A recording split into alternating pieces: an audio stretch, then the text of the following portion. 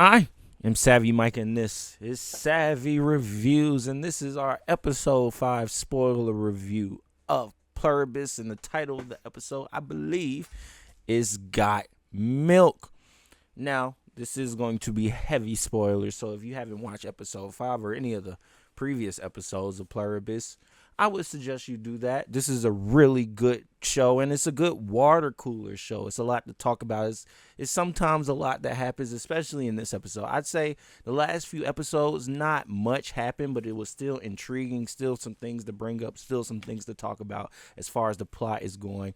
But this one is really starting to ratchet it up as if it's like, okay, here's more about how this hive mindset is truly moving. Because if you don't know, in the last episode, basically Carol causes Zosha to have a heart attack. And while Zosha is having this heart attack, basically all of the other billions of people are feeling this heart attack happen. And they're crying and they're like, please, Carol, stop. And she said, you can help her. I'm done asking questions and whatnot. And so clearly this relationship between the hive mindset and our main character, Carol, is getting toxic. And what should you do when any relationship is getting too toxic for even your positive ass to handle? You leave. And that's exactly what they did. They straight up got the fuck out of Albuquerque, as far away from Carol as possible, to the point where they're still like, yeah, Carol, we got you if you need food. We just need our space. We can't talk to you. We're going to leave you a voicemail and tell you, hey, we didn't like what happened.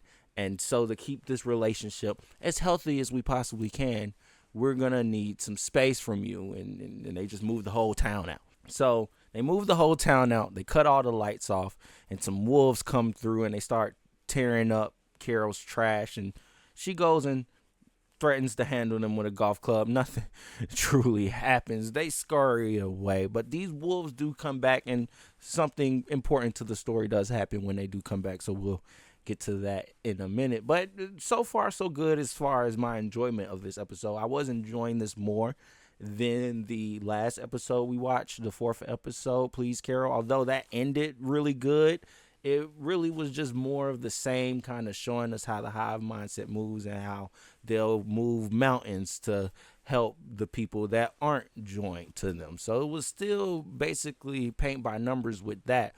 But in this one, it kind of shows us that, no, they won't just take abuse, take toxicity from somebody that isn't on their wavelength. If it gets too bad to the point where she almost killed Zosha, like Zosha almost died. She had a heart attack, and if it wasn't for the fact that everybody around is basically a doctor and surgeon and can probably bring her back to life in seconds because they're the best in the world, because they're all in this high mindset now.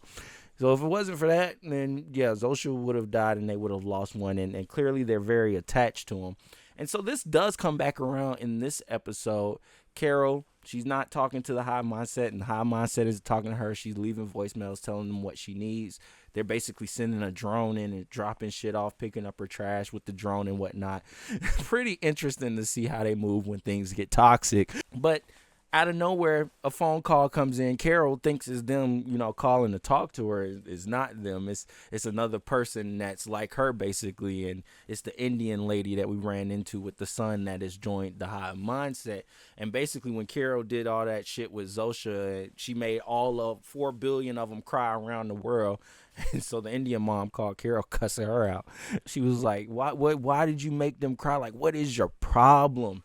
And in the end, you could say that, yeah, they left because things were getting too toxic, and, a lot of negativity is coming from Carol, and it's a lot of positivity they're spewing out. Like, they're not trying to be mean or mad or anything like that. Like, they're just trying to help out as much as they can until they figure out a way for everybody who hasn't joined the hive mindset to join the hive mindset.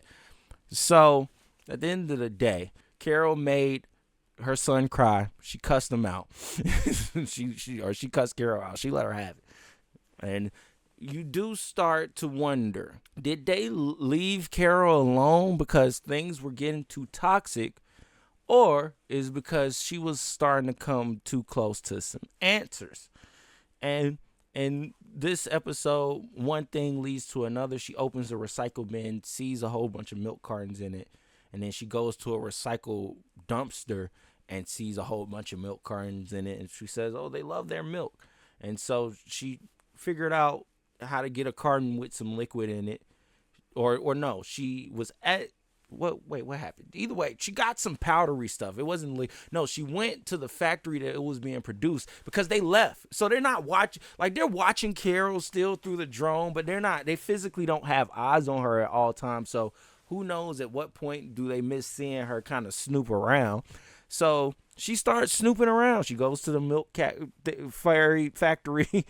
She goes to the milk factory, starts snooping around there, finds some powder. The powder has a barcode in it. She goes and matches it with some dog food at the Sprouts. Goes to the dog food plant that the powder is matched up with.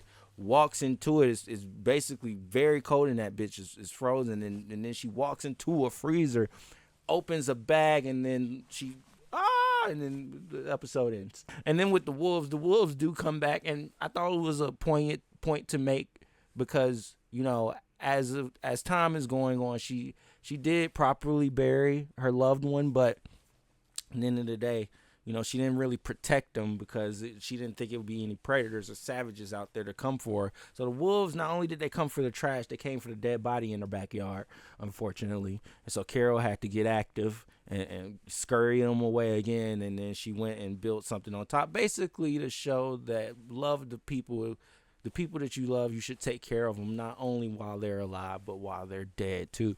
So I like that theme there with what was going on with that. So either way, great episode to me.